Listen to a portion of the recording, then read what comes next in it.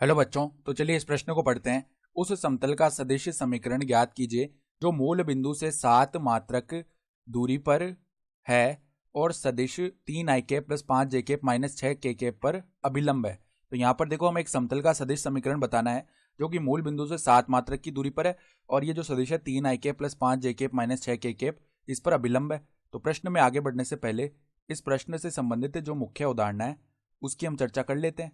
तो देखो, मुख्य उदाहरणा देखो क्या होती है। यहाँ पर समतल का सदिश रूप में समीकरण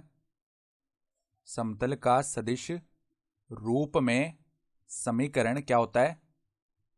समीकरण, यदि समतल हमारे पास में P है तो इसका समीकरण सदिश रूप में कैसे लिखते हैं।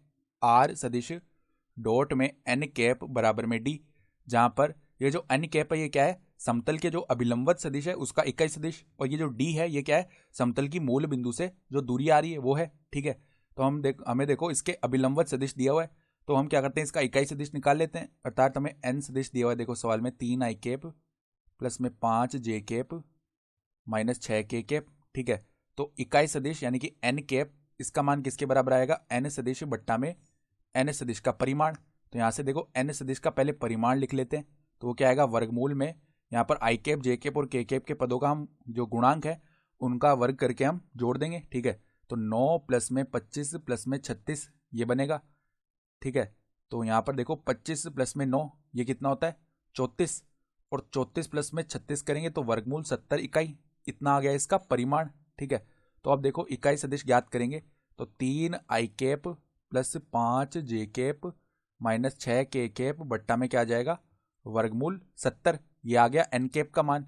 अब डी का मान हमें सवाल में दिया हुआ है 7, तो जो समतल है उसका सदिश रूप में समीकरण क्या आएगा, आर सदिश डॉट में एन कैप का मान हम लिख चुके हैं। देखो यहाँ पर क्या आया था, 3 आई कैप प्लस 5 जे कैप माइनस 6 के कैप बट्टा में वर्गमूल 70।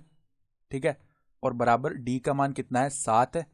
ठीक है, तो अब देखो ये समीकरण क्या बन चुका है, समतल का वर्गमूल 70 को उस तरफ लेके जाएंगे तो आर सदिश डॉट में 3 आई कैप प्लस 5 जे कैप माइनस 6 के कैप बराबर में 7 वर्गमूल 70, ये आ गया, और यही हमारा क्या हो जाएगा, सदिश रूप में समीकरण आ गया। तो यही हमारा उत्तर हो गया। तो आशा करता हूं कि आपको ये प्रश्न समझ में आया होगा। धन्यवाद।